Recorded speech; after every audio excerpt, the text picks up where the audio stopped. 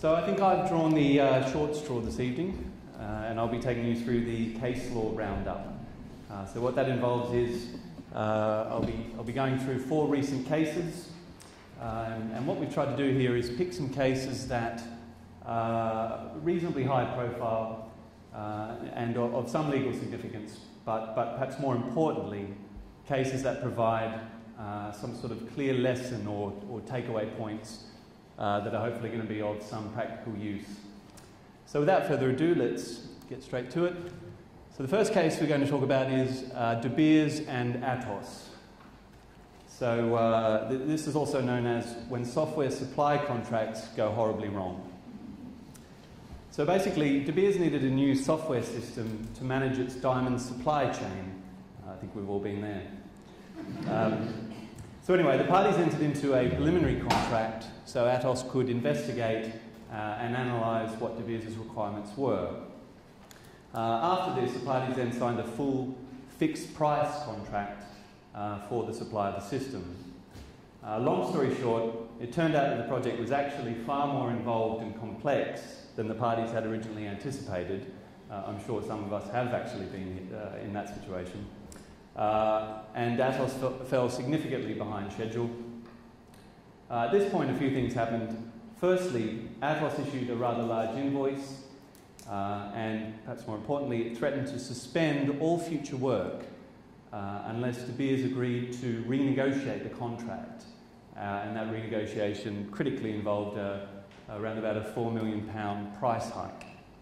Obviously, De Beers wasn't overly happy with this, refused to pay, and refused to renegotiate, and subsequently the project shut down and ultimately came before the court.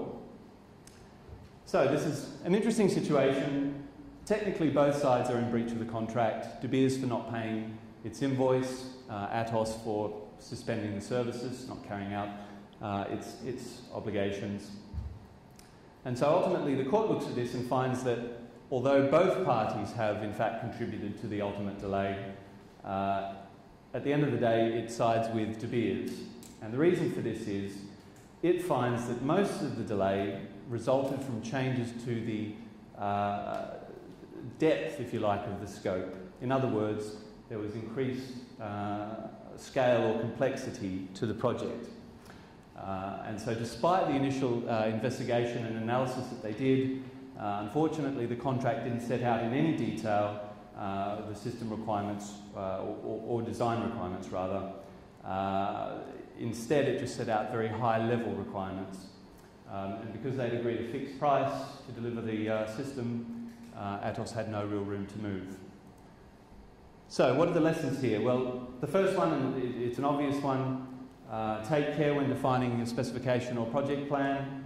Our advice to clients in this situation is always include as much detail as you possibly can.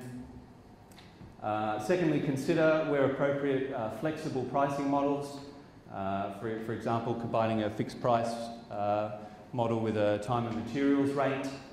In this case, that would have obviously given Atos a little bit more flexibility to perform, for example, when the implementation was more complex than initially anticipated. Make sure that there's a very clear change control process in the contract. That's the part of the contract that sets out the procedure whereby the parties can agree what changes need to be made to the services. And the last point is a cautionary note to be very careful when exercising certain contractual rights, in this case the suspension of the services.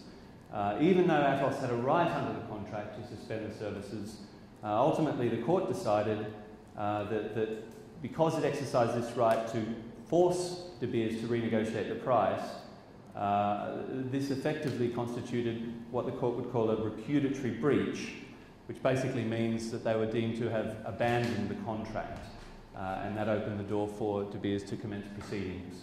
So at the end of the day, if you're in doubt, talk to your lawyer on that point.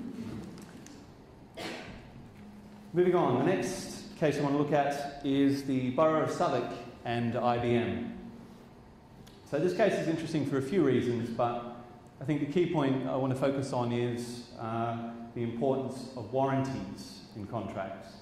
So a warranty, very briefly, is a contractual promise that, if broken, allows the other party to seek damages. So in this case, the background is that IBM is supplying a data management system and services to Southwark, and this includes a third-party component called ArcIndex. Now, IBM had not itself recommended this. Southwark had sourced and verified this third-party component, but nonetheless, IBM is contracting for supply of the whole system, including the third-party component.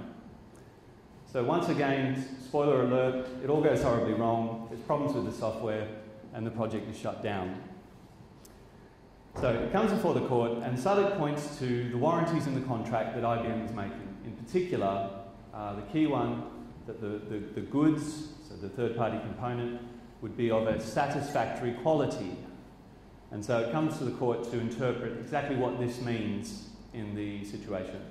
And so Southwark argues that in this case, satisfactory means general suitability for purpose, fitness for purpose, and freedom from minor defects. Ultimately, the court disagreed with this interpretation, and so it said that the software would be satisfactory if it achieves what the contract dictates that it should.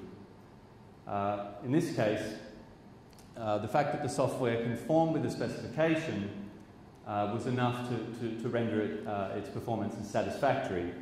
And importantly, nowhere in the contract did it state that the software would meet any of Southwark's specific or listed purposes. So in terms of the lessons learned, be very careful when wording warranties. Obviously, consider the implications, and ultimately, if you can be clear as to what you're looking to mean, then do so. If you're talking about linking it to a specification, a warranty that is, or specific requirements, then do so. Ultimately, again in this case, the court came back to the technical documents that were attached to and form part of the contract, being the specification. A quick note, for suppliers, it's important to differentiate third-party products and services where appropriate. So in this case, IBM was caught out, ultimately giving a warranty for a third-party component, so a component that it did not itself create. And I think this links in several ways with what Carol was talking about before, and also Jean-Marc. So if you're providing services, for example, which are heavily based on other third-party services, being a cloud provider, it's important to differentiate those services under the contract. As Carol said earlier, if you can avoid giving any kind of warranties or guarantees for performance, or even avoid the contractual relationship altogether as regards those services, then that's obviously going to be more beneficial. And lastly, for purchasers, make sure that you confirm that a product is fit for your purposes. Unless this forms explicitly part of the contract, that's going to be deemed to be your responsibility at law. Moving on. So the last two cases I want to very quickly go through aren't strictly IT contracts, but they do touch on issues that are very common to this space and points that we often see and negotiate in IT contracts. So the first case is between Acolyte and 3M, and the issue really relates to where a party in a contract has some sort of right to consent or approve of something, and that right is not to be unreasonably withheld. Again, you often see this in IT and related commercial contracts.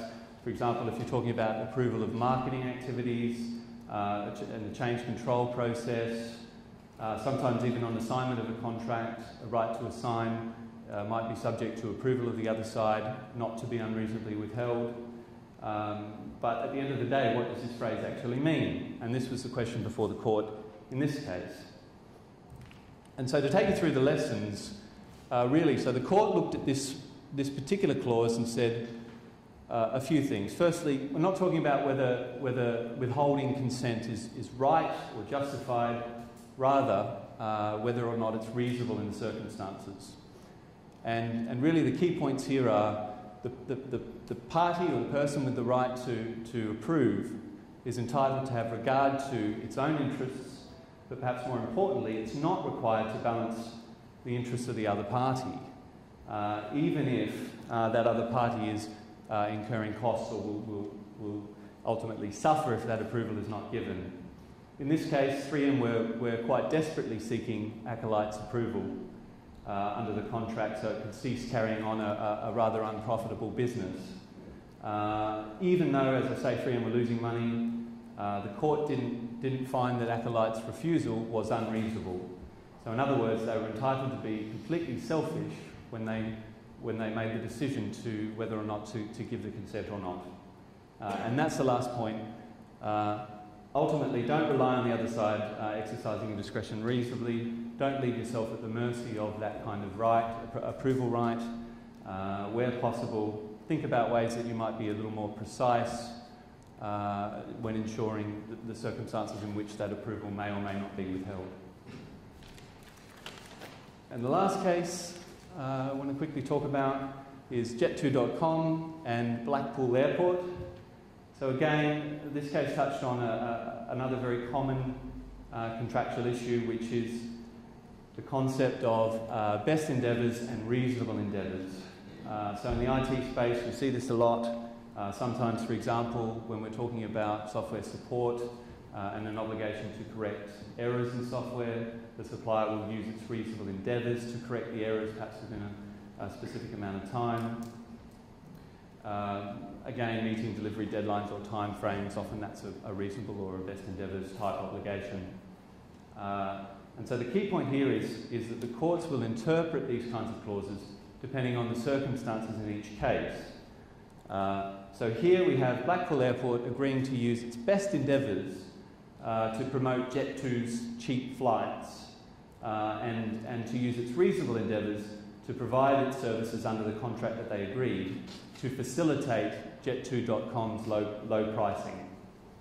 And so the case turned on whether or not these obligations specifically oblige the airport to do certain things such as to stay open early and late to allow these cheap flights to occur.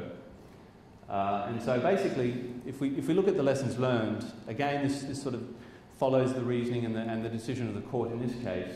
And the first point is that these types of obligations, these types of clauses, have to be sufficiently clear to be enforceable. So in other words, you need to be able to attach a specific obligation to a specific meaning, and if they're too vague, potentially the court's not going to be able to enforce the obligation.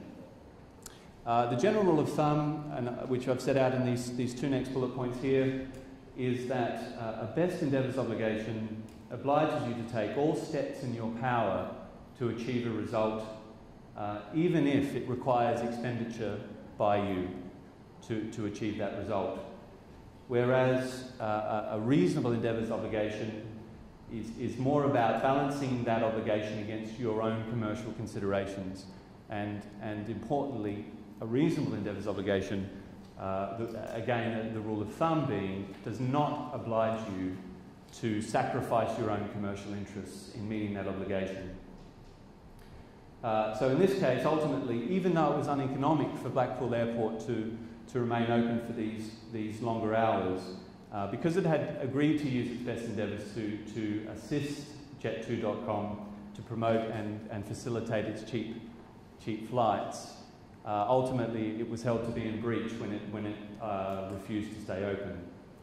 The last takeaway point is, where possible, sometimes it pays to actually just be specific as to what you mean. So rather than saying use best endeavours to assist Jet2.com, the parties might have been much better off had they agreed specifically what Blackpool Airport was obliged to do, whether it be opening hours or other sorts of promotional activities. That way you're not at the mercy of some sort of interpretation that's going to be made by the court if things go wrong. And that is it.